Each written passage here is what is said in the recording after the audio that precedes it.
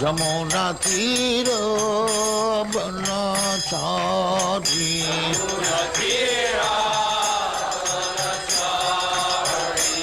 Jamuna tiro banachari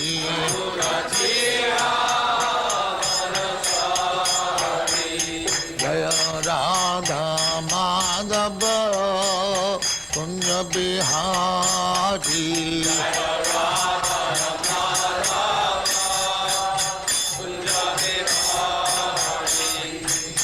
Gopi Jana Vallabha Girivaradhari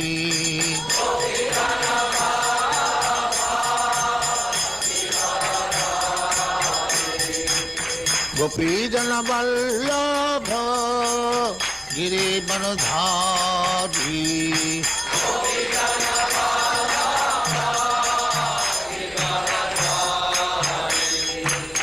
Yashodanandana Brajajana Ranjana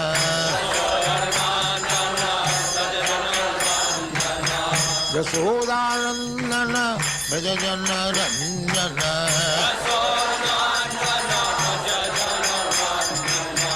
Yamuna Tiro Banachari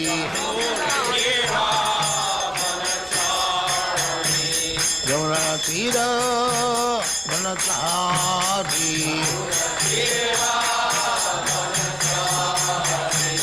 Jaya Radha Madhava Kunja Bihari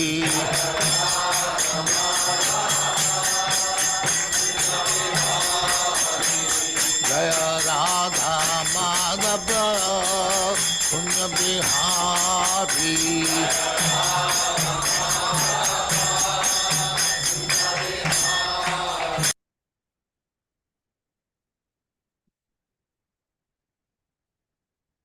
Out of all the many ways people are supplementing their income in 2025, this little known way with Audible is my favorite. There's a little known trend gaining tons of attention.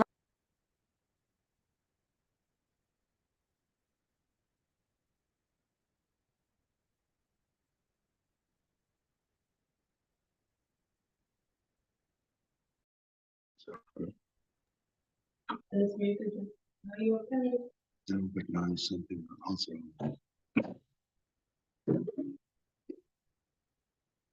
Yes, yeah.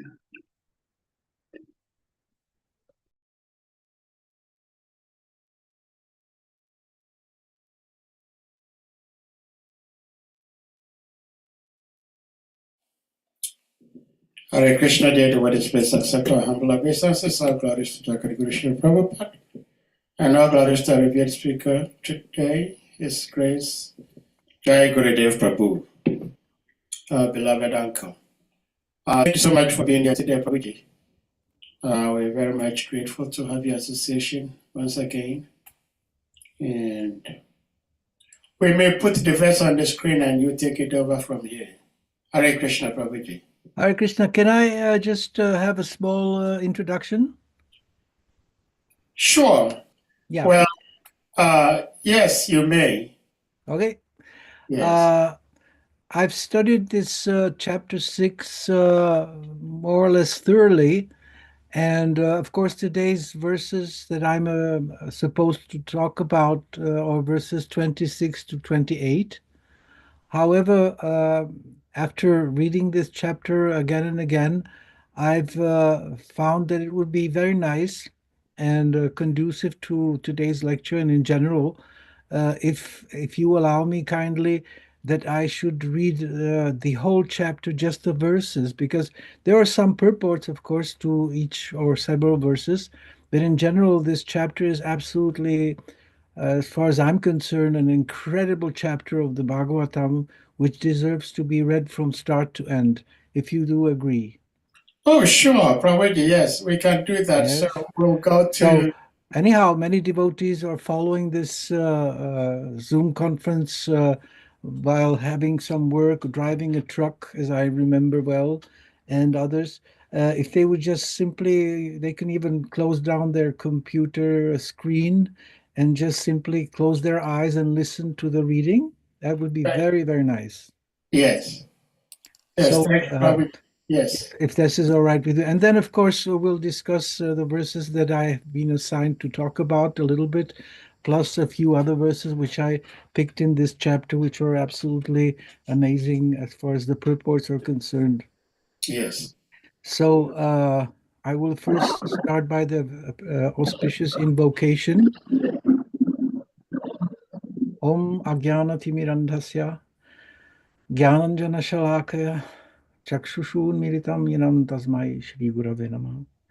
Sri Chaitanya Manobhishtam Stapitam Janam Bhutale Swayamarupa Kadamayam Dadati Shapadantikam. Narayanam Namaskrityam Naram Chaiva Narotamam Devi Saraswatim Vyasam Tato Jayam Virayat. Nastaprayeshu Bhadreshu Nittam Bhagavata Sevaya Bhagavati Uttama Shloke Bhaktir Bhavati Naistiki. So we are reading chapter 6, Creation of the Universal Form, which is the 6th chapter of the 3rd canto. The 3rd canto's title is The Status Quo. So I will, as I said, read just the verses, the 40 verses of this chapter, and then we can discuss further. So thank you for your attention. Om Namo Bhagavate Vasudevaya. Om Namo Bhagavate Vasudevaya. Om Namo Bhagavate Vasudevaya. The Rishi Maitreya said, "The Lord thus heard about the suspension of the progressive creative functions of the universe due to the non-combination of his potencies, such as the Mahatattva. The Supreme Powerful Lord then simultaneously entered into the 23 elements, with the goddess Kali, his external energy, who alone amalgamates all the different elements. Thus, when the personality of Godhead entered into the elements by his energy, all the living entities were enlivened into different activities, just as one is engaged in his work after awakening from sleep.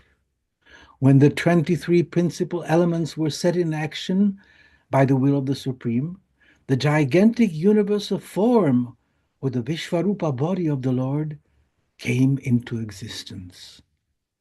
As the Lord in his plenary portion entered into the elements of the universal creation, they transformed into the gigantic form in which all the plenary systems and all movable and immovable creations rest. The gigantic Virat Purusha known as Hiranmaya lived for 1,000 celestial years on the water of the universe, and all the living entities lay within. The total energy of the Mahatattva in the form of the gigantic Virat Rupa divided himself by himself into the consciousness of the living entities, the life of activities, and self-identification, which are subdivided into 1, 10, and 3 respectively. The gigantic universal form of the Supreme Lord is the first incarnation and plenary portion of the Supersoul. He is the self of an unlimited number of living entities, and in him rests the aggregate creation, which thus flourishes. The gigantic universal form is represented by 3, 10, and 1, in the sense that he is the body and the mind and the senses. He is the dynamic force for all movements by 10 kinds of life energy. And he is the one heart where life energy is generated. The Supreme Lord is the supersoul of all demigods, entrusted with the task of constructing the universal, the cosmic manifestation. Being thus prayed to by the demigods, he thought to himself, and thus manifested the gigantic form for their understanding. Maitreya said, "You may now hear from me how the Supreme Lord separated himself into the diverse forms of the demigods after the manifestation of the gigantic universal form. Agni, or heat, separated from his mouth. and all the directors of material affairs entered into it in their respective positions. By that energy, the living entity expresses himself in words. When the palette of the gigantic form was separately manifested, Varuna, the director of water in the planetary systems, entered therein, and thus the living entity has the facility to taste everything with his tongue. When the Lord's two nostrils separately manifested themselves, the dual Ashwini Kumaras entered into them, their proper positions, and because of this, the living entities can smell the aromas of everything. Thereafter, the two eyes of the gigantic form of the Lord were separately manifested. The sun, the director of light, entered them with the partial representation of eyesight, and thus the living entities can have vision of forms. When there was a manifestation of skin separated from the gigantic form, Anila, the deity directing the wind entered with partial touch, and thus the living entities can realize tactile knowledge. When the ears of the gigantic form became manifested, all the controlling deities of the directions entered into them with the hearing principles, by which all the living entities hear and take advantage of sound. When there was a separate manifestation of skin, the controlling deities of sensations and their different parts entered into it, and thus the living entities feel itching and happiness due to touch. When the genitals of the gigantic form separately became manifest, then Prajapati, the original living creature, entered into them with his partial semen, and thus the living entities can enjoy sex pleasure. The evacuating channel separately became manifest, and the director named Mitra entered into it with partial organs of evacuation. Thus, the living entities are able to pass stool and urine. Thereafter, when the hands of the gigantic form separately became manifested, Indra, the ruler of the heavenly planets, entered into them, and thus the living entity is able to transact business for his livelihood. Thereafter, the legs of the gigantic form separately became manifest, and the demigod named Vishnu, not the personality of Godhead, entered with partial movement. This helps the living entity move to his destination. When the intelligence of the gigantic form separately became manifest, Brahma, the Lord of the Vedas, entered into it with the partial power of understanding, and thus an object of understanding is experienced by the living entities. After that, the heart of the gigantic form separately manifested itself, and into it entered the moon demigod with partial mental activity. Thus, the living entity can conduct his mental speculations. Thereafter, the materialistic ego of the gigantic form separately manifested itself, and into it entered Rudra, the controller of false ego, with his own partial activities, by which the living entity transacts his objective actions. Thereafter, when his consciousness separately manifested itself, the total energy Mahatattva entered with his conscious part. Thus, the living entity is able to conceive specific knowledge. Thereafter, from the head of the gigantic form, the heavenly planets were manifested, and from his legs, the earthly planets, and from his abdomen, the sky, separately manifested themselves. Within them, the demigods and others also were manifested in terms of the modes of material nature. The demigods, qualified by the super excellent quality of the mode of goodness, are situated in the heavenly planets, whereas the human beings, because of their nature in the mode of passion, live on the earth in company with their subordinates. Living entities who are associates of Rudra developed in the third mode of material nature or ignorance.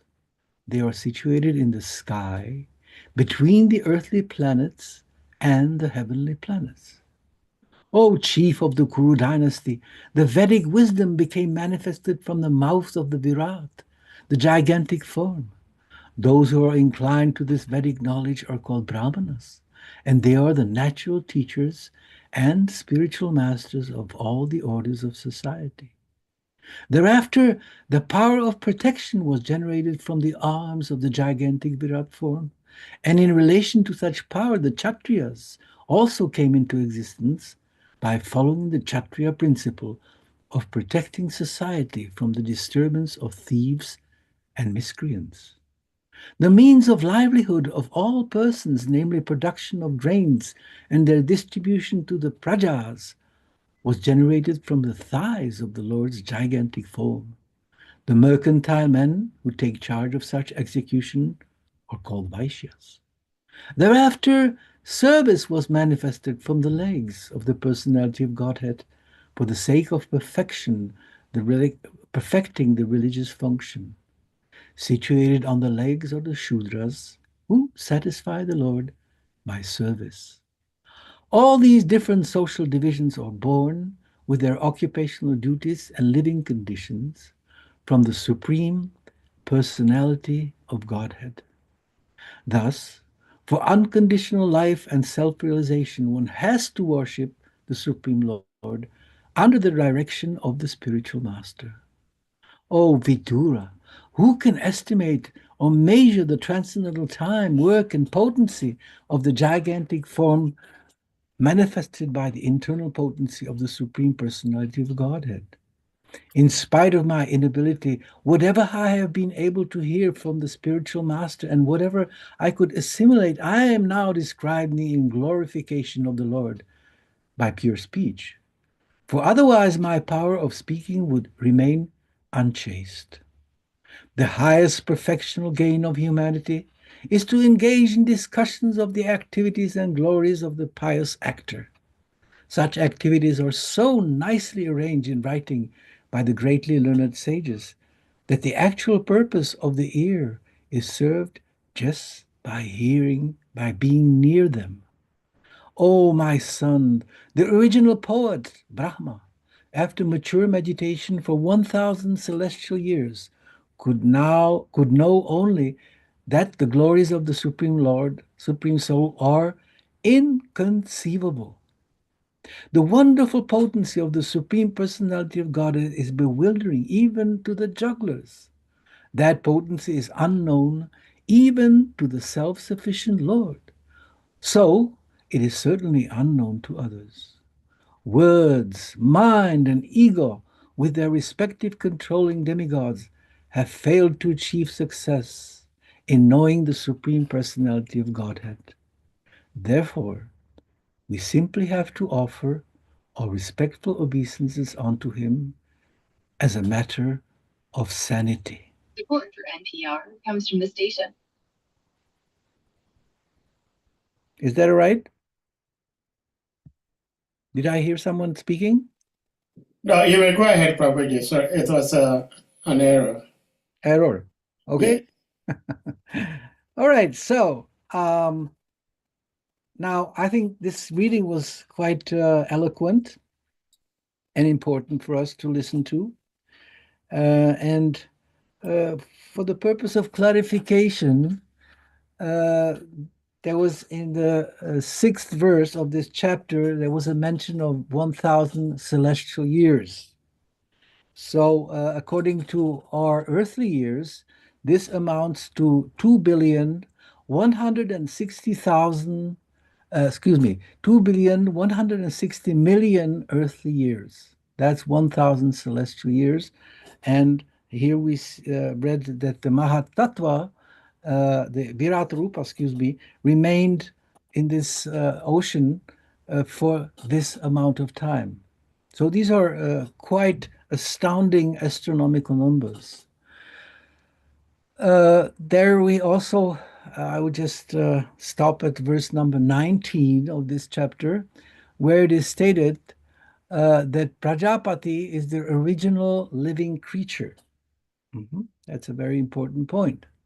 Then in the verse 25, it is stated that Lord Shiva controls the false ego, which is also quite an important point.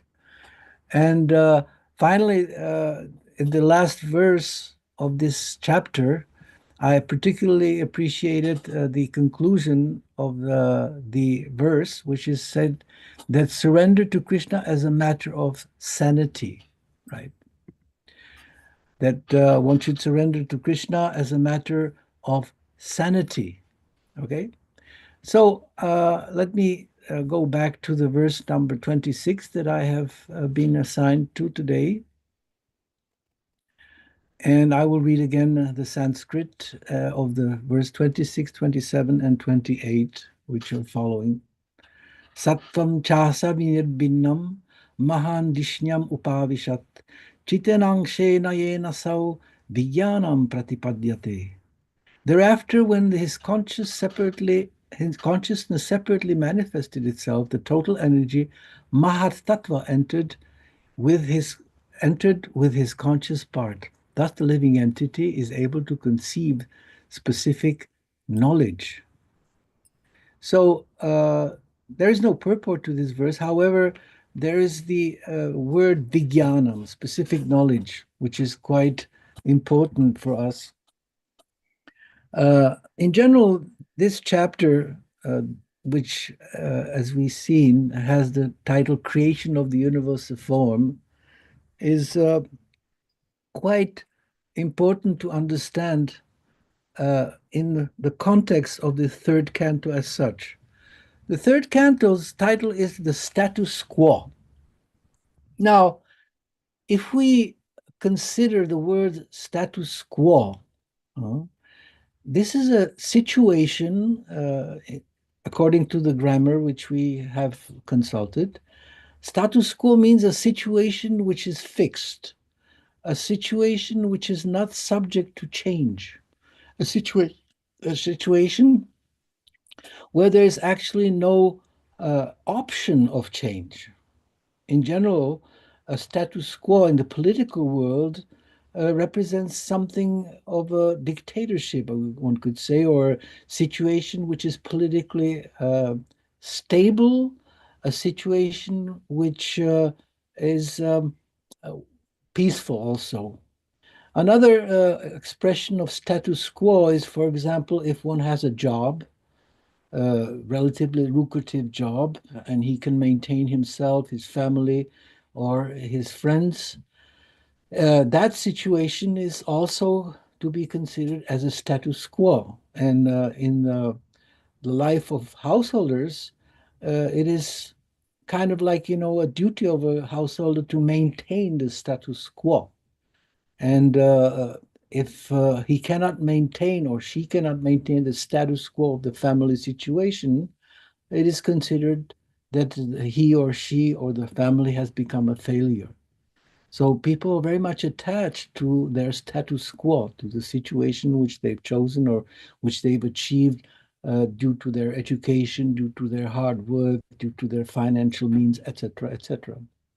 So in general, status quo is a term which has been chosen by Srila Prabhupada for a specific reason. And that is that in this third canto, we meet this great sage Maitreya Rishi. And Maitreya Rishi, who instructs in this chapter and the previous chapters, the best of the Kurus, as he's addressed here, that is Uddhava. In this conversation, Maitreya speaks as authority, yeah? And that is something which we have unique in the Srimad Bhagavatam in general, and specifically in this third canto, that we hear from the authority of Maitreya about the creation of the universal form. Now, in general, we are living in a world where science has sort of like outlined the principles of creation. And this outline of the principles of creation is, as we all know, based on speculation. There is no authority in science except for empirical observation and analysis, right? And creations of various hypotheses.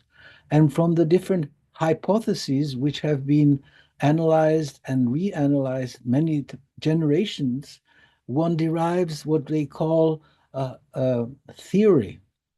Now, for us who are laymen or who are not from the scientific world, the connotation of the word theory has a kind of a imperfect assumption.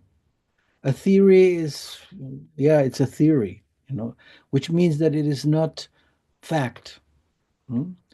But in the scientific world, a theory, before it becomes a theory, it has to be analyzed from various points of view. There must be some opposing hypotheses. And after many, many years or generations, hypothesis can actually become what they call a functional or practical theory on which they can further progress in analyzing this world and manipulating the elements within this material world, and thus creating on a long term changes in the material status quo, right? So once again, this word status quo is quite essential for this third canto of the Srimad Bhagavatam, because within the scientific community, a status quo is something which has to be overcome. For example, the status quo of the Ptolemaic universe, the status quo was that the Earth is the center of the universe, and all other planets, including the Sun, revolve around this planet Earth. Yeah. Later on, as we all know, with the development of observations of the heavens and mathematics, mathematical calculations, Copernicus, Polish, German actually, scientist, has opined to change the status quo, wherein the sun would become the center of the universe, and the planets, including our planet Earth, would revolve around the sun, right? That's the heliocentric model. In his case, in Copernicus' case, the the trajectories of the various planets around the sun were circular, just like in the Ptolemaic model, where the Earth was the center of the universe and the planets, including the sun, moon, etc., revolved around the planet Earth in a circular motion. Similarly, Copernicus opined, changing the status quo, that the sun is in the center and the planets revolve in a circular manner, clockwise, around the sun. And Johannes Kepler, who was another very famous German mathematician, astronomer also, he found on himself to change the status quo once again in creating the in changing the circular motions of the planets into parabols, which means that the planets don't revolve in a circle, but in sort of like semicircles, parabols around the sun. So once again, the status quo was closed and changed. Then came others, mathematicians and astronomers. In particular, we find in the start of the 17th century, Sir Isaac Newton, who came to opine that the universe and all the planets within this universe evolve around the sun on the basis of gravity, right? And further on, we find then later on, until this century, many, many changes, many evolutions in the scientific opinion, which actually change the status quo constantly. Now we are living in a time where the status quo is measured in billions and billions of light years, and where the universe is governed with laws which are not the same as were opined by Newton, but by the laws of mechanics, quantum mechanics. And we are getting farther and farther in changing the status quo of our universal knowledge and of the creation of this universe. So it is quite surprising, and at the same time, for us who read the Srimad Bhagavatam, extremely gratifying to find out the status quo which doesn't change, and that is the creation of this universal form as described specifically by Maitreya Rishi in this 26th chapter of the in this sixth chapter of the third canto of Srimad Bhagavatam, the 30 verses and 40 verses actually. So here it is stated that the consciousness separately manifested itself, the consciousness of the gigantic form. It's called Sattvam consciousness, Cha also, Asya of the gigantic form.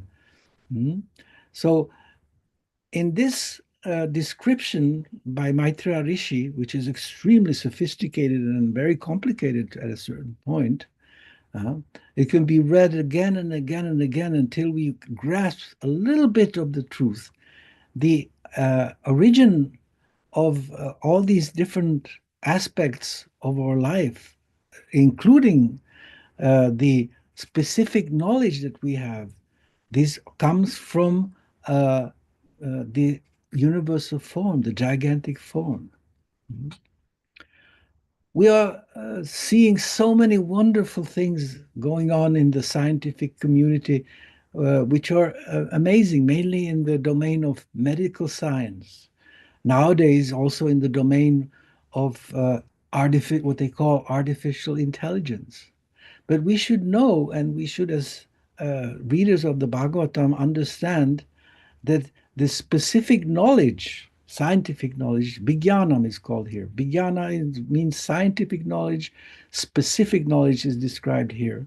That this is not independent, that it didn't manifest in us, human beings, automatically, or by, not to speak of evolution from some kind of a small amoeba, a small cell which evolved in the second cell, and then the second cell divided into 3 cells, etc., etc., that we are actually following, as Darwin has described it, the evolutionary development of life from simple chemicals up to, here we call it Vijnanam, specific knowledge. This is not status quo. This is not knowledge which is immutable or changing, unchanging. This is knowledge which will be changed. We cannot actually understand when in the future this knowledge will change, but it is quite important to understand that it may change radically within the next few centuries within the scientific community again. Because the whole scientific process is actually based on dialectics, which means a theory may be created, which we call thesis, and another theory may emerge within a few generations of the scientific research, and it will be called antithesis.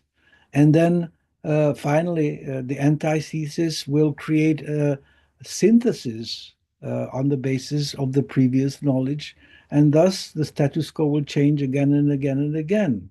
We never find in the scientific world a status quo which lasts, or I would call it absolute knowledge.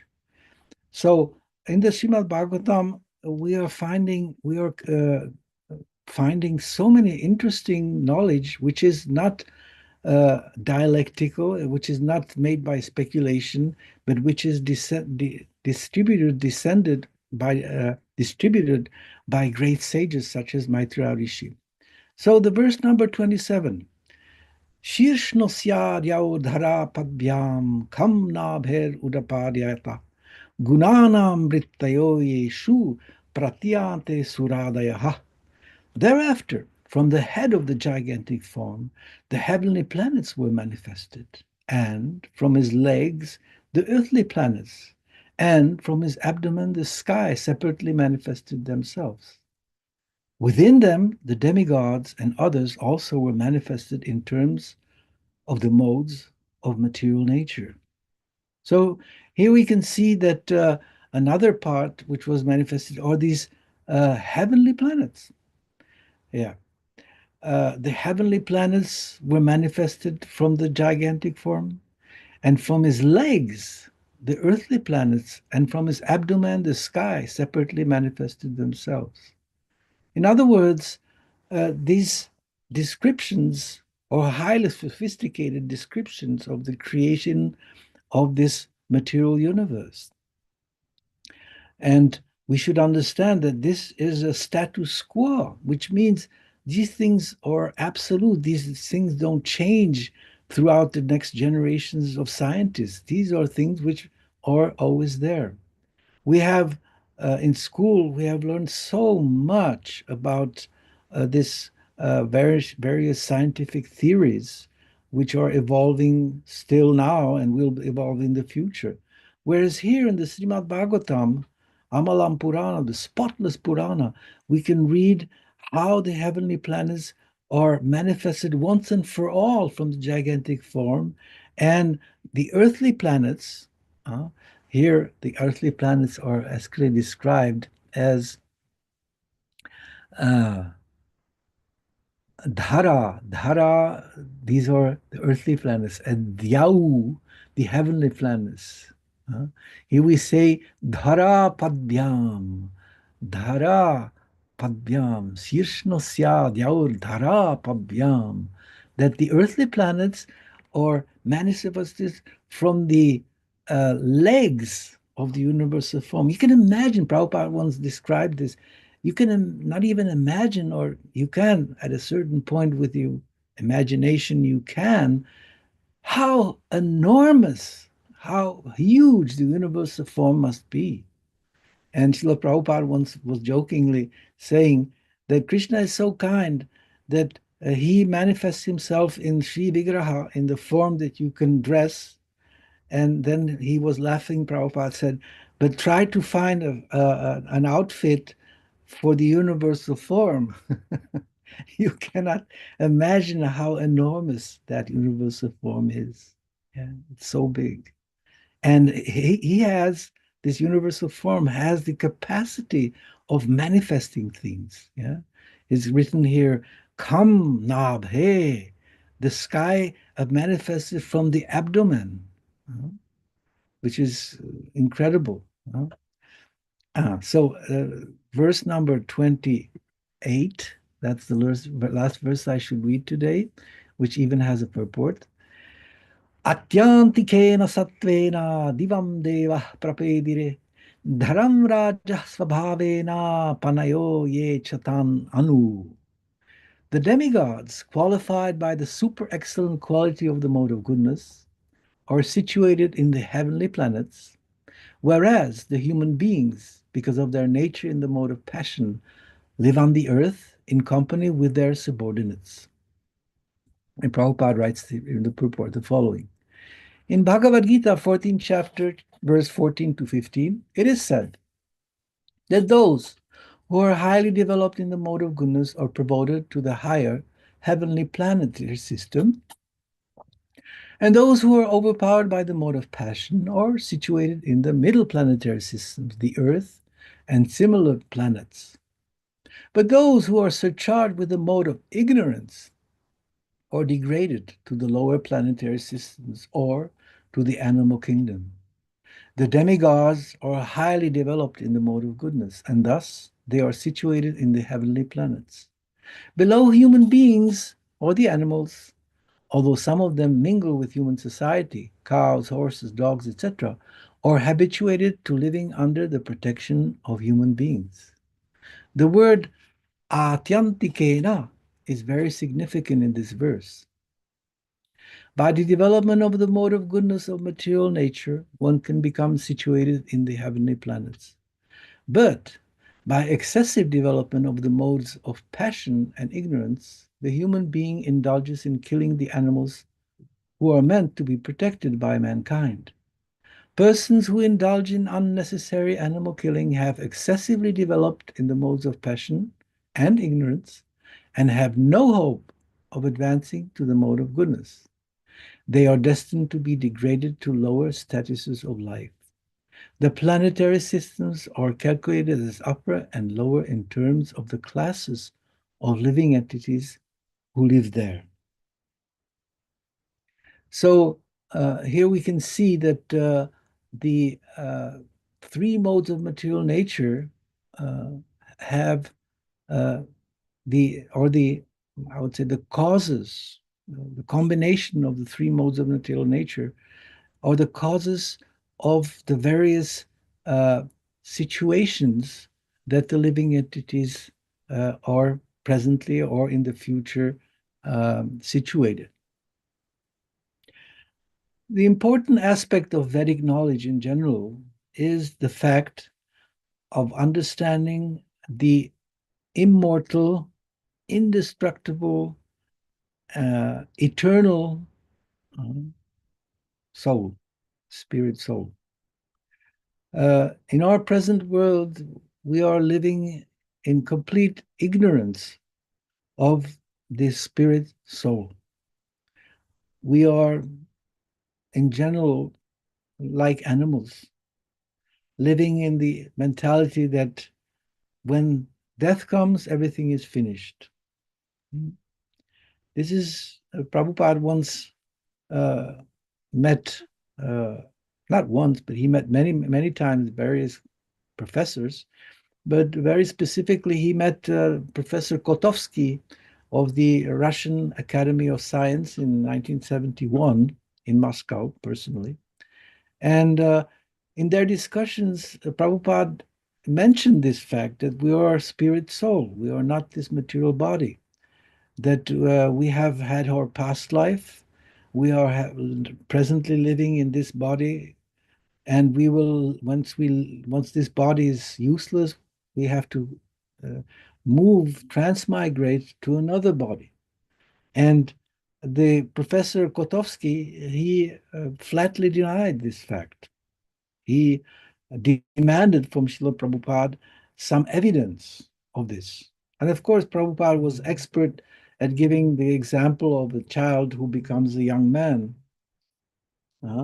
And in this, he gave the example that it is a scientific evidence that I had been a small child, a baby, and now this body of a child or a baby is not here anymore. I can remember that I was a small child. I can remember I had a small child body, but that body is not there anymore. But the person who remembers, I'm still here. So this transmigration of the soul within this life, we are actually witnessing this, each one of us, that we change one body after another. One would say, from the scientific terms, that the soul transmigrates and the cells of the body transmutate. Mutate means change. It is in the medical world, it is well known that all our cells in the body are constantly changing. All the cells which we, for example, have in our intestines, they change within, and it's interesting that the number is there, within 7 years. And many other parts of our body, they change within this pattern of 777. So we are constantly in this life experiencing the change of our body without being actually conscious of this change. except when we become very old and suffer so many diseases and our body becomes weak, then we kind of like realize that there's some changes which are uh, unwanted and unpleasant also. Hmm? So Srila Prabhupada was in this connection very revolutionary, because he brought this knowledge of the eternal soul, which never is born and which never dies, to the Western world, which was completely in the, and still is, completely in the ignorance of the eternity of the soul. So this knowledge of the Srimad Bhagavatam is, uh, I would say, the postgraduate study of the knowledge which was given in the Bhagavad Gita. And in the Srimad Bhagavatam, the speakers, the various speakers of the Srimad Bhagavatam, are self-realized souls, great personalities, starting, of course, with Sukadeva Goswami, Sutta Goswami, and then we find Maitreya Rishi, the whole third canto, explaining such high philosophical modes. Narada Muni also speaks in the Srimad Bhagavatam. Many great personalities, which we, in our tradition, in the Gaudiya Vaishnava tradition, we call them Mahajans. We have 12 Mahajans we are very much acquainted with. So these Mahajans, they're not ordinary people. No? For the materialistic people, the Srimad Bhagavatam is a book of history of an ancient civilization. For many of these materialistic scientists and materialistic philosophers, it has absolutely no relevance, because they are blinded by their speculations and by their previous so-called education. But the fact of the matter is that the Srimad Bhagavatam is the knowledge given to humankind by liberated souls who are not influenced by illusion. Yeah. So the descriptions here in this third canto, specifically in this chapter 6 of this, are description of the universal form. Yeah. So it is stated from the very start of this verse, the Rishi Maitreya said, the Lord thus heard about the suspension of the progressive creation functions of the universe due to the non-combination of his potencies, such as the Mahat Tattva. Yeah. Just the purport, there is nothing wanting in the creation of the Lord. All the potencies are there in a dormant state. But unless they are combined by the will of the Lord, nothing can progress. The suspended progressive work of creation can only be revived by the direction of the Lord. So that is the Prabhupada in a few sentences says so much, right? I would just stay with these 2 sentences or 3 sentences. There is nothing wanting in the creation of the Lord. This is such a statement that I would say the scientists, their hairs would stand on end when they hear such a proposition, that there's nothing wanting in the creation of the Lord. One of the aspects of modern science is that they assume that there is many things wanting in the creation, and science will try to improve better the creation. They are convinced that by scientific progress they can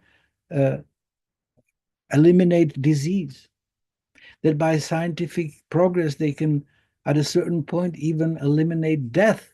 I just spoke with a friend of Krishna, one of our friends here, and he was saying that there are the people who are working with the AI, artificial intelligence, they assume, or they hope against hope, that artificial intelligence can actually clone life in such a way that we can incarnate in this eternal form and not experience death.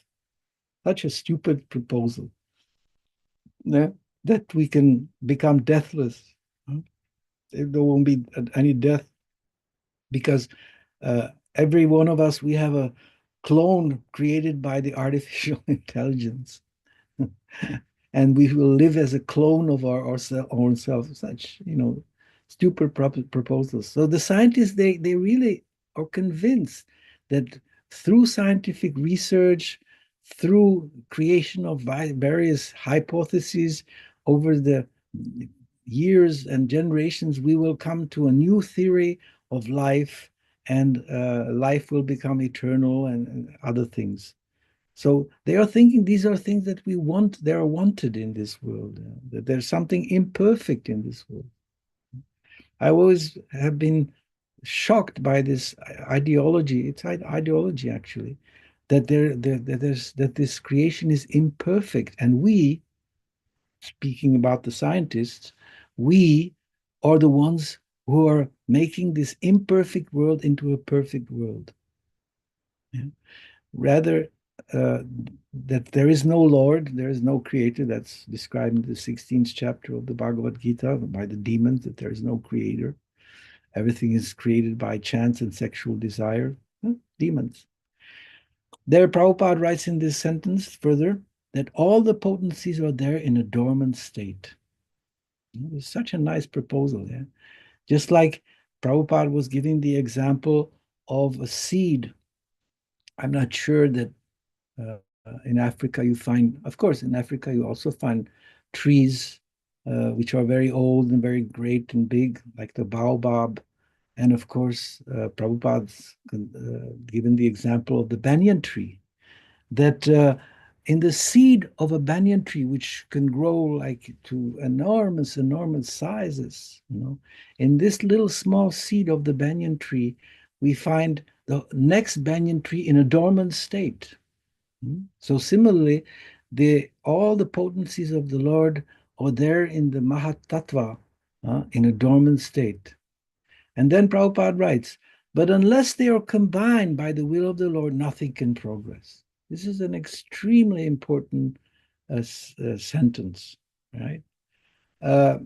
Sometimes we are confronted with the skepticism of scientists who say that creation, as the Christian Bible defines it, is not relevant, or it is not scientific at all, right? But here, and that is important to understand, that in the Srimad Bhagavatam, we find very clearly and scientifically explained that without being combined by the will of the Lord, nothing can progress. None of these energies, which are in the potencies, which are in a dormant state, can combine unless the will of the Lord intervenes. So that is important. And then it is not only this statement that the creation cannot take place without the will of the Lord, but also the system of how the Lord creates by his will is described. And specifically in this chapter of the third canto, it is described on the basis of the universal form. That is described throughout this chapter. The Supreme Powerful Lord then simultaneously entered into the 23 elements with the goddess Kali, his external energy, who alone amalgamates all the different elements.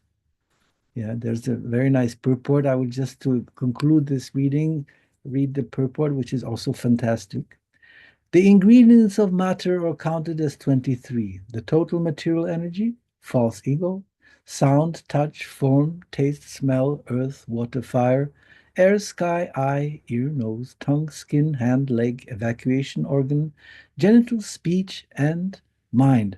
As we have read before, this is described in all these verses in this 6th chapter individually, how the universal form expands in these senses. 23 ingredients of matter, Prabhupada calls it. Ingredients of matter in Sanskrit means what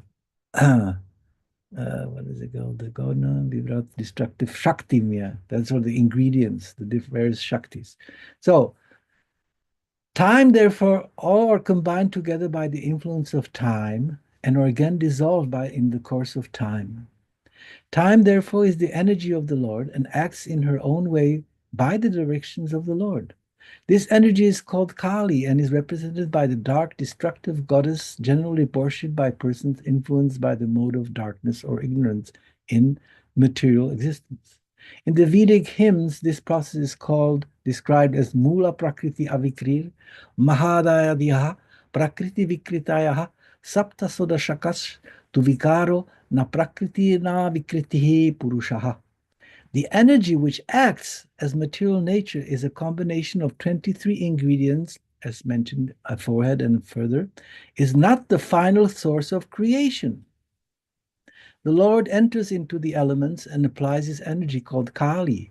In all other Vedic literatures, the same principle is accepted. In Brahma Samhita, 35th verse, chapter 5, it is stated, Ekopyasaura chaitum jagadanda kotim yakchaktirasti jagadanda chayayadantaha andantarastha paramanu chayantarastham govindamadi purusham tamaham bhajami.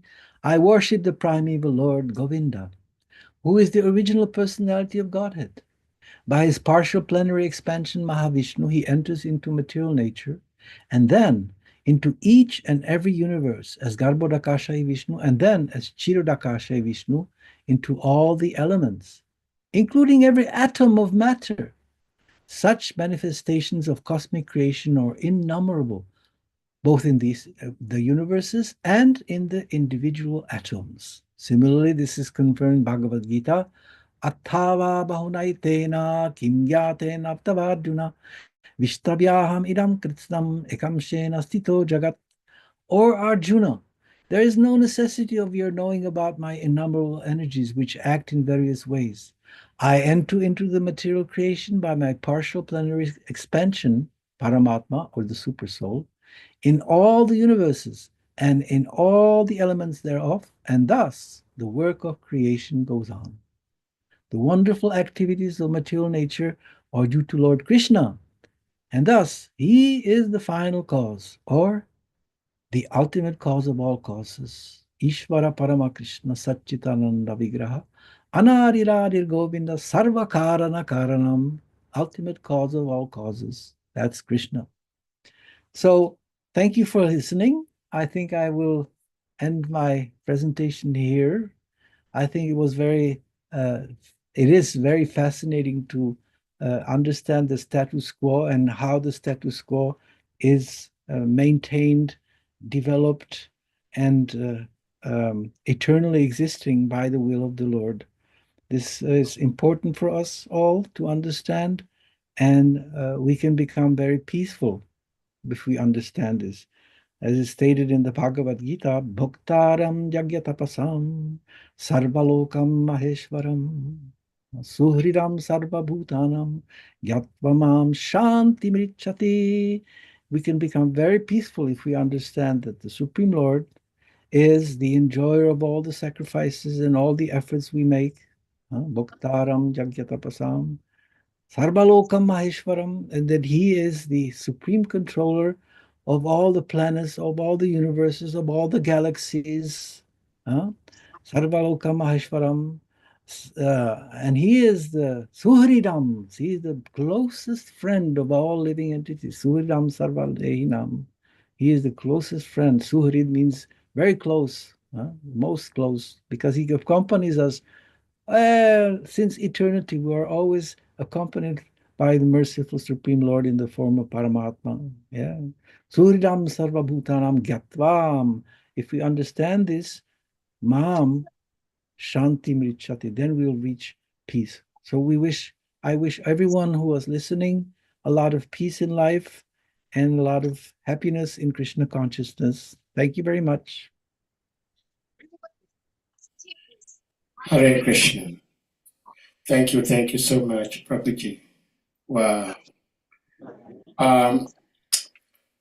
In fact, Prabhuji, you made me miss my Gurudev so much today from your delivery, because as you were speaking, I was reminiscing my Gurudev how he used to speak to different people in different circles, and how he will present Krishna consciousness so beautifully, so powerfully, but at the same time, very much all engaging. So I hope, I do not know whether you are already doing, but I hope that you sometimes have some sort of interfaith dialogue and share this depth of knowledge with others. I am incapable of doing that, but you certainly are very much proficiently able to do that, to present Krishna consciousness to the world in this beautiful manner. Well, dear devotees, if anyone may have questions, comments, realizations, you may want to ask or share, please indicate by using the hand emoji or your physical hand, and you'll be asked to unmute, to ask your question, or to share your reflections. There was so much said in today's Krishna Katha, and we can't thank our dearest uncle Jayagurudev Prabhu enough. Hare Krishna, devotees. May I, I would just like to comment what you have said at the very start.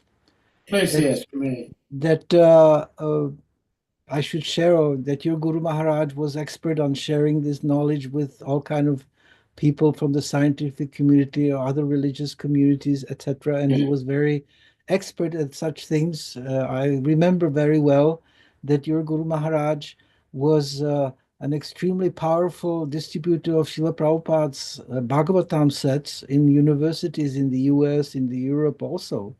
He visited the European universities. Even he went behind the iron curtain in communistic countries like the place where I live now in Czech Republic and Yugoslavia, former Poland, other places. And he was dressed as a gentleman, which means suit and tie. He wasn't dressed as a sannyasi in those days. He wasn't a sannyasi in those days anyhow.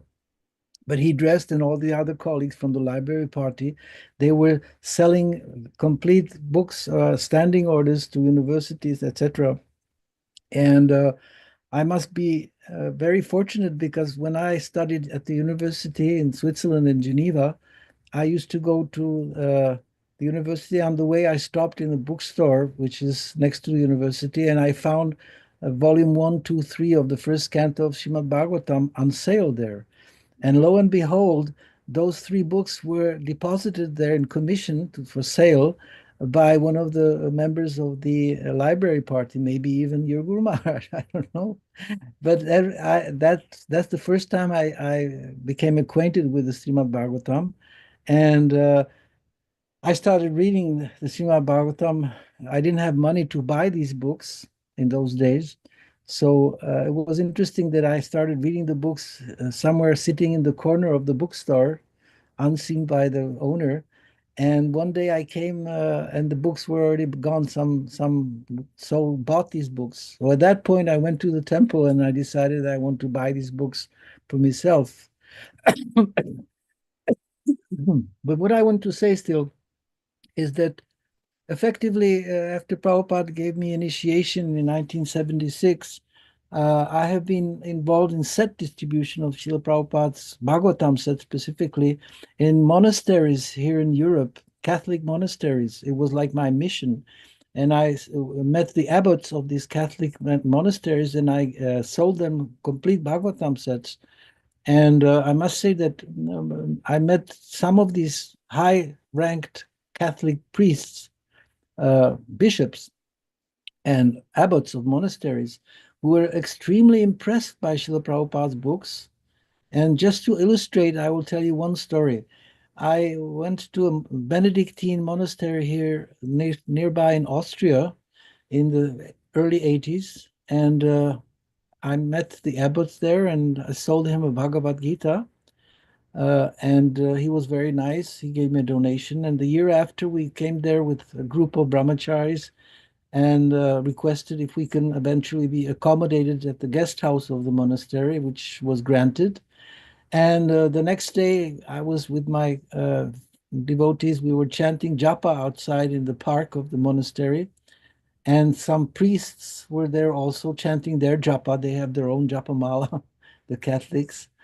And one of the priests, the monks, they came to me and he said, "Oh, the abbot wants to see you." I said, "Oh, he'll tell me I'm a Hare Krishna and we don't want any Hare Krishnas here converting our Catholic sheep to some Hindu faith." So I was a little apprehensive. I went there to this office of the abbot. It was early morning, knocked at the door, and he said from inside, "Oh, come in, come in." So I went in and he was sitting behind his desk and he said, "Please come in," and close the door. So I closed the door and came in. And he looked at me and said, "You know, that book that you gave me last year, the Bhagavad Gita, was the most interesting book I've read since a long, long time." And then he looked at me again and has said, "Do you have some other books?" He said. I said, "Of course I have other books." So he took all the Bhagavatams. In those days. We had, I think, third, fourth canto in German language, of course. And then he kindly requested me not to speak about this to others, that he doesn't want to be looked upon that he's abandoning his faith. But he was very nice, this abbot, and he bought every year a new canto of the Bhagavatam came out in German. He bought it. So this was just one example of many of people, as you've said before, from other faiths who had great respect for this Srimad Bhagavatam and the teachings that Srila Prabhupada brought in his books. So just this to illustrate. Yeah, thank you so much, Prabhuji. In fact, I'm sure you are aware that His Holiness Kavachandra Swami Maharaj is a JPC in the West African region, and I'm not sure whether, I think it's, yeah, he said this to the general devotees. He was speaking very highly of your humble self, of course, as a god brother, and he was encouraging us to do everything possible to have your association as often and as regular as possible. So we're very much grateful to have your association, and with your depth of knowledge coupled with love and the understanding of how to present Krishna consciousness, it's so blissful to have your association, because we are not just hearing from you, but we are also learning how to present this transcendental philosophy. Like you were rightly talking about, my Gurudeva, His Holiness Bhakti Swami Maharaj, he was so expert to the point that Christians, Muslim clerics were not ashamed of approaching him for spiritual knowledge, because he presented Krishna consciousness in such a way that recently on different platforms, there is a very beautiful write-up by His Holiness Bhaktivedanta Swami Maharaj, who talks about not treating ISKCON, Krishna consciousness, as another form of religion. And my Gurudev never presented Krishna consciousness as another form of religion, where other religious bodies may say that they already have their religion, so why are you presenting another religion to me? But he presented Krishna consciousness in such a way that it is a universal love that it does not matter whichever religion you come from, you can still partake of it and still maintain your religion. It will help you to become better in your particular practice. So in this, nobody actually had any confrontation with him because he wasn't like discouraging whatever you're doing. He was actually encouraging you to do more. So people felt, well, he appreciates what I'm doing, so I can listen to him. So thank you so much for sharing this wisdom with us. And like I said, personally, as you were speaking, I tried to listen to you keenly and to pray to see if someday I can also present Krishna consciousness, the little I know, as beautifully as you just presented. So, dear devotees, if anyone has reflections, questions, please. Madhavan Prabhu, please give me on mute. Hare Krishna.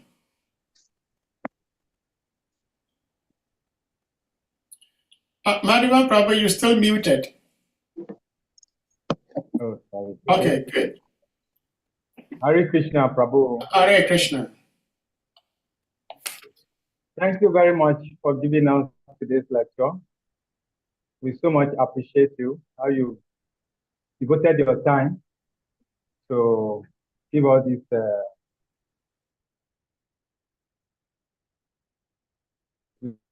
lecture. The lecture, I also want to thank you for explaining to us. Madhavan Prabhu, is it possible to turn off your video and just use the audio? It seems okay. You don't have enough. Okay. Hare Krishna. Yeah, go ahead, please. Is it better now? Yes. Okay. So, I appreciate Prabhu how we explain status quo, because before status quo, but I just have to take it like that. Then today's topic centers too much on the science. Somehow or the other, I'm also a scientist, being an engineer. But I believe that most of the great scientists, they must have some contact with transcendental knowledge. Most of the scientists, we didn't have much information about their private life, but their private life is not ordinary, just like any ordinary person. They live a very secluded life. People like Isaac Newton, Albert Einstein, and even someone like Pythagoras. We know he was a vegetarian. You know, so knowledge comes from the Vedas. And in the scientific world, we study nature. And once we study nature, we come with a theory. Then we try to practicalize the theory and then manipulate it to solve some human problem or to make life easy for human beings. So I believe that none of the great scientists who doesn't have some contact with this absolute knowledge. And okay, for instance, there was a time, and then scientific knowledge changes. It's like a competition. If you come out with a theory or a principle, tomorrow I can come up with a theory that is more superior to yours, then I become popular again. So it's a competition that is going on and happens from time to time. There was a time, for example, when it was generally believed that this Earth planet is a flat surface. And for many years, people believed it is. But after some time, when somebody, I think it's Christopher Columbus, he tried to sail. Then after some time, he ended up where he started. So everybody has to change. Everybody has to agree with him that the planet is actually round, not on a flat surface. So I want to believe that most of the great scientists, they have contact with this divine knowledge or with this Vedic knowledge. Hare Krishna. Then, sorry, there's a question I also want to ask. It was explained that the Earth planet is on the leg, the leg of the Viratupa, or the universal form. But generally, we used to say the Earth planet is in the center of the planetary system. So I just want a little bit explanation on this one. Hare Krishna. Well, Hare Krishna. Thank you. thank you for your input on this subject matter of the science and the fact that many scientists have some kind of an idea of the Vedic knowledge. For sure, I mean, there is no question that it actually is stated here in these verses, which we've just read, that the Virata Rupa creates the ingredients which allow us to have factual knowledge. You know, when you consider the scientific brain, Prabhupada also used to explain to it, who created this scientific brain? You know, from the point of view of anatomy, the brain is just simply gray matter with some all kind of very specific ingredients within the brain, some proteins and other enzymes and other chemicals. But how comes that brain can invent such incredible things that we are witnessing today, including computers? For example, right now we are using a computer, and with the help of the internet, we can communicate with each other thousands and thousands of miles away online, just the same time. You know, it's incredible at the speed of light. You know, so this is also due to the fact that Krishna has given us human beings, mainly the scientists, a brain, not only the chemicals and the gray matter, but the specific capacity of understanding, of analyzing, of calculating. Mainly, I would say the king of materialistic science, or like the king of science, is mathematics. You know, I'm not a good mathematician, never will, but there are some incredible geniuses as far as mathematics are concerned, who were behind the inventions of this what modern world, as the computers and internet and everything around our modern communication networks. There are the brains, and this is Krishna. This is Krishna in within the heart of this living entity. He helps them in developing this brain, this specific brain, which you cannot imitate. You know, if Prabhupada once said that if you could create a brain of a scientist, you can't. You know, of course, the scientists have now developed, as we have discussed, and we are still everybody impressed, the artificial intelligence. The artificial intelligence that is a super brain, which can, in one way, be compared to a brain which is combined of all the brains of the world since time immemorial, and all the books of the world since time immemorial are nowadays condensed in a condensed form in the artificial intelligence world, you know. And this is also Krishna's mercy, that he gives the intelligence to people to create such a device as the artificial intelligences, you know. So it's just a question of how we use it and to what end we use it. If we use it as is stated in this, I think it was the last verse of our reading, which I very much liked. At the last verse, it stated, words, mind, and ego, with their respective controlling demigods, have failed to achieve success in knowing the Supreme Personality of Godhead. And then the last sentence is absolutely fantastic. Therefore, we simply have to offer respectful obeisances unto him as a matter of sanity. I just wanted to elaborate on this fact that if you don't offer respectful obeisances unto him, then you're insane. You are mad. And therefore, it's stated here that as a matter of sanity, of normality, you should also understand how unlimited the Supreme Personality of the Godhead his potencies are. The wonderful potency of the Supreme Personality of Godhead is bewildering even to the jugglers. That potency is unknown even to the self-sufficient Lord, so it is certainly unknown to others. It's incredible what statement here is, that the potency is unknown even to the self-sufficient Lord, So, yeah, we should be sane, and that's something which I like about Krishna consciousness.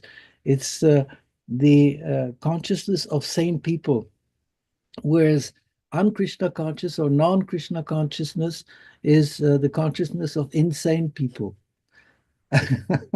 I remember Bhakti Tirtha Swami was in South Africa dressed as a Zulu, and he was smashing those people like anything, calling them insane, calling them mad, and they weren't angry. They accepted it because he was so pure. Unlike me, he was such a pure Vaishnava, so empowered. All glories to him, no doubt. Hare Krishna. Thank you so much, Prabhuji, for being with us and sharing this love with us. Dear devotees, does anyone have something to ask? Or we bring this to a close today? Where is our truck driver? I think he's still here. Let me see. Yeah, he is. Hare Krishna. Yeah, Hare Krishna. Haribo. Haribo. How's everything okay? Yeah, by Krishna's grace, everything is okay. Yeah. I just wanted to ask yeah. you, where are you driving? Where? In which country? I'm in America. Where? In which part? I'm in Ohio State. Oh, wow. And there's the capital of Ohio is Columbus. And I live in Columbus. I see. So now I'm driving through the suburb of Columbus. Right. That's where Prabhupada was also. He visited the University of Ohio, and he had a wonderful kirtan there in the 1969, a memorable kirtan where more than 2,000 students were dancing in ecstasy.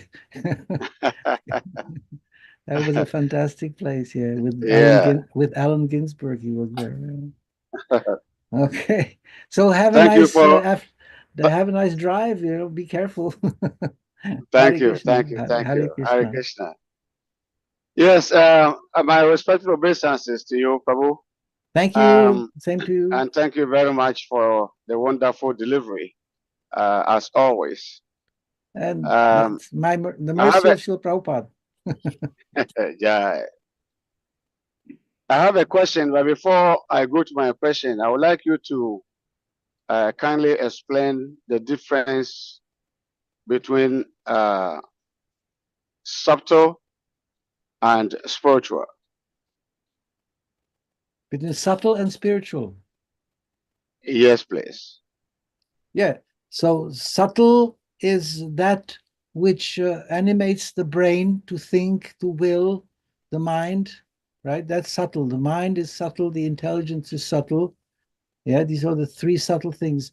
And spiritual is that energy which animates the body, the mind, the intelligence to act. It is the energy. It is the energy behind all the elements. All the elements can move, develop. The mind can think. The intelligence can deliberate, etc., etc. Only on the basis of the spiritual energy. It's like electricity, you would say. Like, for example, your truck, right? Let's take your truck. Your truck has many subtle elements within it. There are many subtle elements in the electricity and the computer on the board of your truck. There's so many different elements, but unless you, the spirit soul, sits down behind the steering wheel and sticks the keys into the ignition and starts this whole system of subtle and gross elements within your truck, there is no question of movement or anything.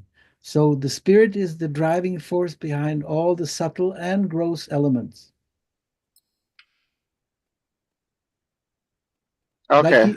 You're the element behind the steering wheel. Without you sitting there, it's just a pile of matter, and nothing works. I mean, the whole thing is just a pile of matter.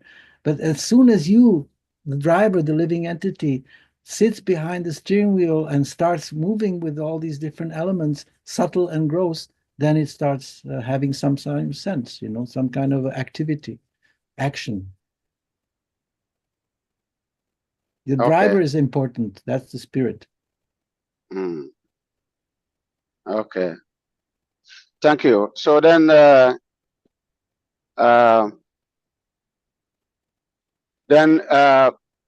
so do we have subtle bodies and spiritual bodies? We have subtle bodies and then spiritual bodies. So can we classify the demigods to be in a subtle bodies? Because this my physical eyes, I can only grasp those things that this physical eyes can see. But if a demigod is standing here, I will not see him because this eye cannot go beyond the limit of seeing those type of beings. So can we say the demigods have subtle bodies or they have a physical bodies? In fact, each living entity has a specific body which is arranged to exist within a specific planetary system. So therefore, unless one becomes very advanced, he cannot see the demigods. But we know from various sources, including our founder, Acharya Srila Prabhupada, that there was a program once, I'm not sure if it was in England, and no one came to the program, and the devotees were lamenting and saying, "Oh, Prabhupada, we're sorry no one came." And Prabhupada laughed and told them, "Oh, you have forgotten that Narada Muni visited us." So Narada Muni, Prabhupada had the capacity, because he was a very elevated soul, to perceive Narada Muni, and even he could see the demigods, This is all a question of qualifications, which is given to you by your merit, or not given to you if you don't have the merit, Everything is under the control of the Supreme. So if the Supreme wants that you perceive the demigods, you can see them.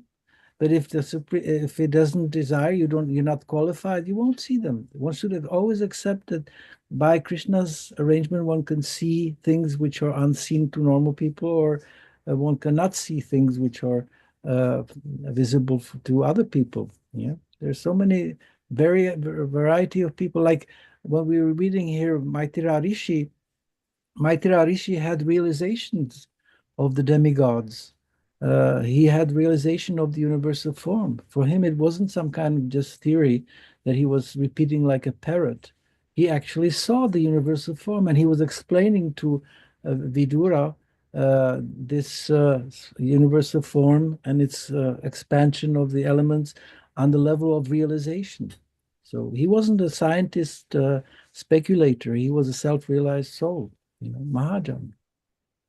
So we are fortunate that we have, in our tradition, we have contact with these Mahajans, great personalities, and we should respect them and humbly accept our situation without too much, I would say, regret that we cannot see the demigods.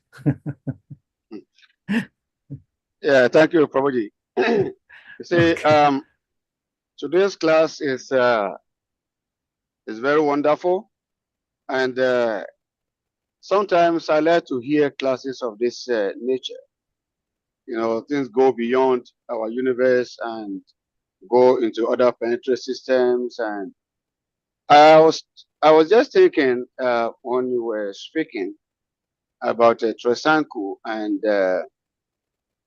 Vishwamrit. Vishwamrit was able to transport Tresanku to Heaven Planet, and Lord Indra and his co decided to bring him down because he wasn't qualified to be there. Means that before you can go to such a place, it requires a special qualification. Otherwise, you not be allowed to enter into such places. And so he was brought back. So I was thinking about these scientists and the artificial intelligence that they are developing, and they are improving every day. So do you think would there be a time that they will be able to go and live in other planetary systems like Moon and Jupiter, Mars, and all these places? Do you think they will come that they will be able to go and actually live there? Well, I mean, you cannot live underwater. You have to have a special suit to live under the water. And even if you have a suit to live under the water, you cannot live eternally under the water because your body is not adapted to live underwater. You have a specific body which is made to live on ground. If you go under the sea, you can stay there for some time. The same thing goes for space. You can go into space with this material body, but you cannot stay there for a long, long, long time. Maximum, I've seen the astronauts who are in these spaceships, they can spend maybe a year, maximum a year and a half. And then the body is just not adapted. This material body which we have now is not adapted. So therefore, Srila Prabhupada, in his Easier Journey to Other Planets and other parts of his writings, describes the fact that we can, of course, go and live in Jupiter. We can live on the moon. We can live wherever, but we have to qualify to get a body which is adapted to that atmosphere. And if we do not have the body adapted to that atmosphere, we cannot live there. So all these ideas that we can live in this kind of body which we have, earthly bodies, that we can live on other planets is a phantasmagoria. The same thing is like living underneath the water. You can go underneath the water. You can live there in a scaphandre. You can have I would say, a submarine and stay there, but it's not your natural situation. You can stay there for some time, but then you have to come back to your natural situation. Similarly, people who think that they can go to other planets and occupy other planets and live there with their specific body, it's a big illusion. It's impossible, So you can, yes, you can go, but you have to get a body which is adapted to the life on that specific place, So yeah, there are so many 8,400,000 species of life, and some of these species of life were adapted to live in the higher planetary systems. Some of them are adapted to live underwater. Some are adapted to live in fire. You can live in fire. I think if you tell anybody here that you can live in fire, they will go, "What? Impossible to live in fire. It's absolutely impossible." Right? But it is possible if you have the body made of fire. So the living entities living on the sun, they have a fiery body. We cannot perceive it with our eyes. We can understand it from the Bhagavatam.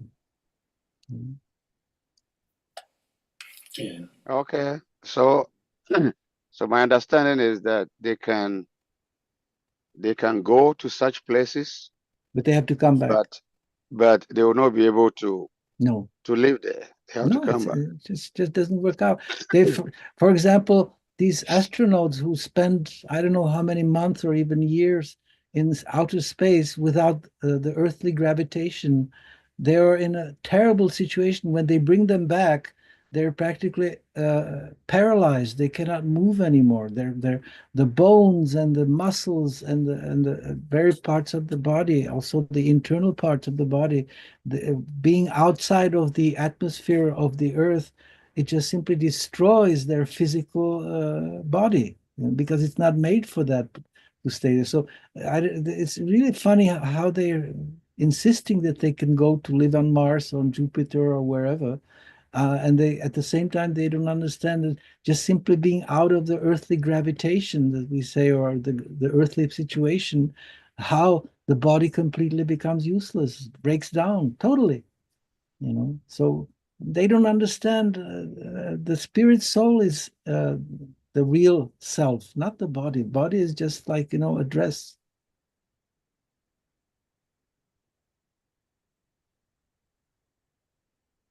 Easy journey to other planets.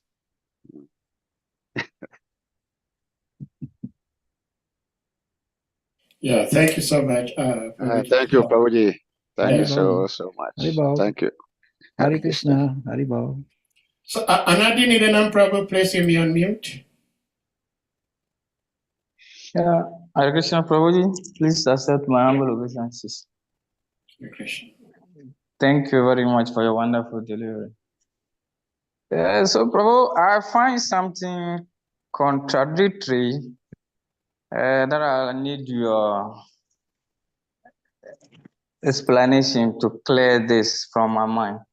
In Srimad Bhagavad Gita 8:16, it states, "From the highest planet down to the lowest are places of misery, where repeated birth and death goes on."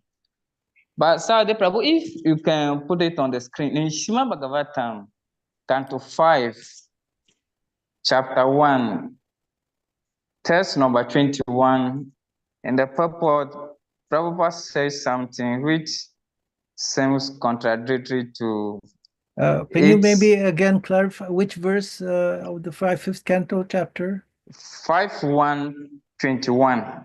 21. Yes, please, in the purport. Okay. Yeah, I have it open. Yeah. Okay. Do you want me to share the Bhagavad Gita one first, or? Please, if you can share the this Srimad Bhagavatam. Okay. First chapter, 21st verse, right? Yeah, 5:1:21. And the purport down, I think I can't remember the paragraph, but let me see if I can also check from my phone. Where Prabhupada said, I don't know if I can see the screen. It said the Vedic literatures. Sadi Prabhu, if you can, are you there? The Vedic literature describe that in Satya Loka there is no birth. Exactly. If you can read that. Okay. Yes. Okay. And here. The Vedic literature describe the Satya. Okay. Yeah. The Satya Loka, there is no birth, death, old age, and disease, right? Yes, please. In other words, and it's equal as. Okay. In other words, since Satya Loka is situated next to Brahmaloka or the Brahman effulgence, it is almost as good as Vaikuntha Loka. Yes. That's right? Yes. So, Prabhu, my question here is, how can we understand these two verses? Another one is talking about there is birth and death. When here it said there is no birth and death. So I need a little bit explanation for me to understand this. Hare Krishna. Hare Krishna.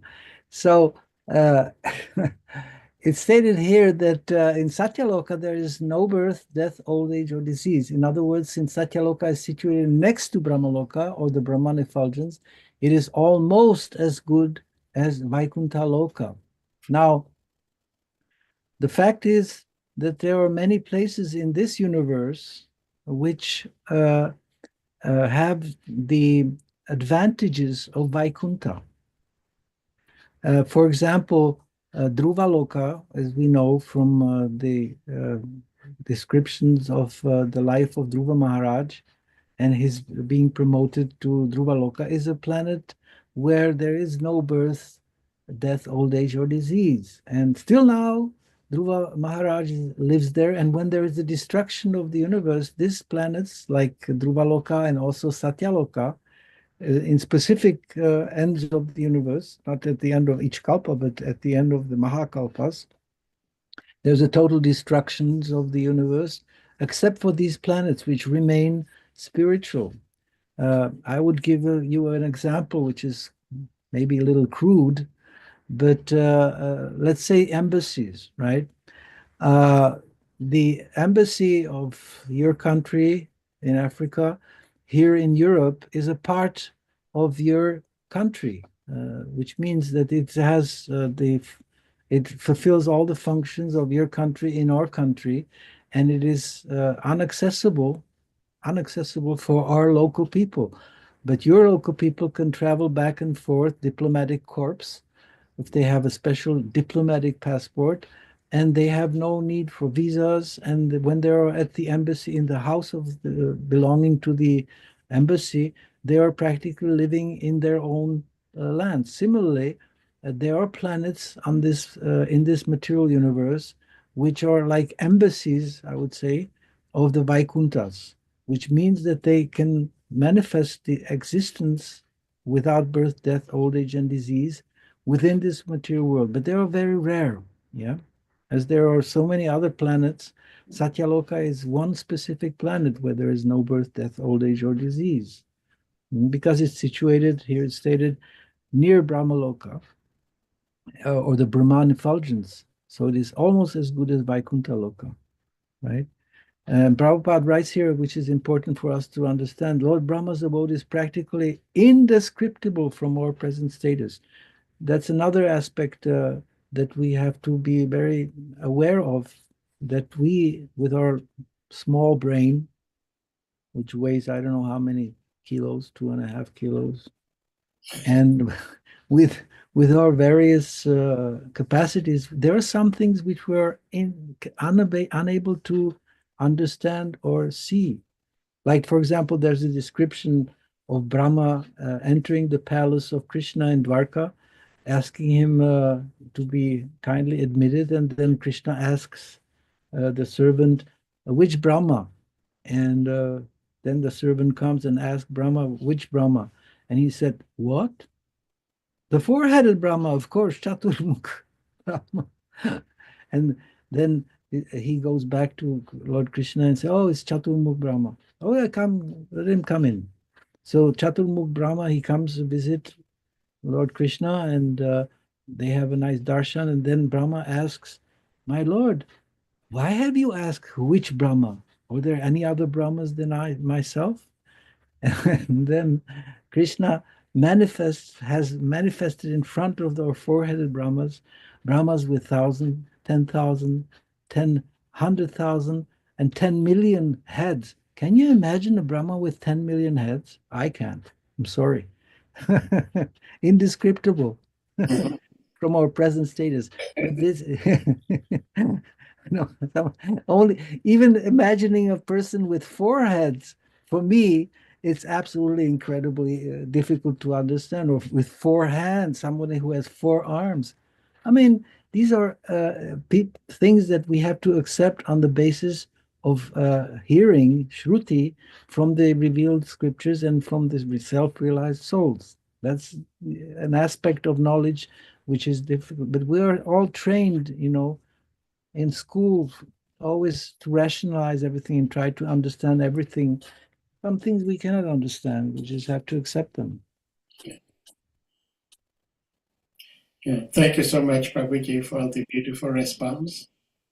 And Adinana Prabhu, thank you so much for your questions. Well, it is okay the way you asked your question, the way you started it, but as devotees, we should understand that there are no contradictions in the scriptures.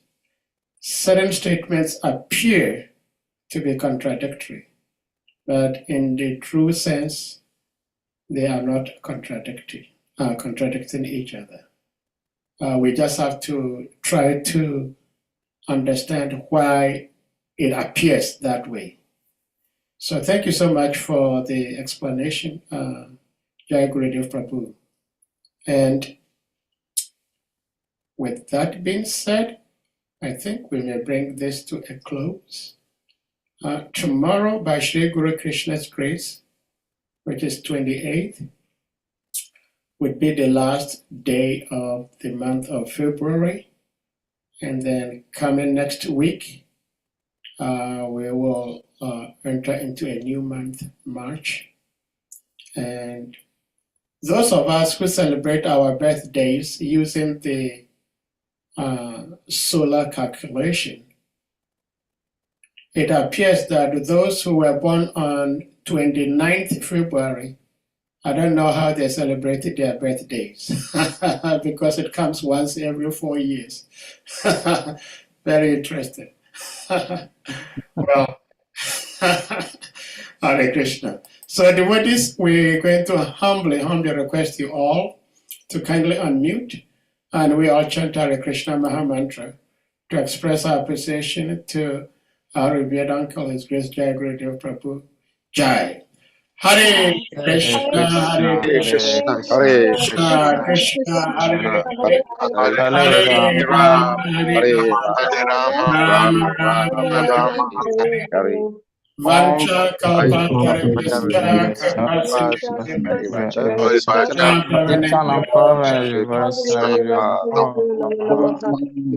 Nandukoti Vaishnava Vrinda Ki Jai. All praise to His Grace, Jai Gurudev Prabhu Ki Jai. All blessed Vaishnava Vaishnava devotees Ki Jai.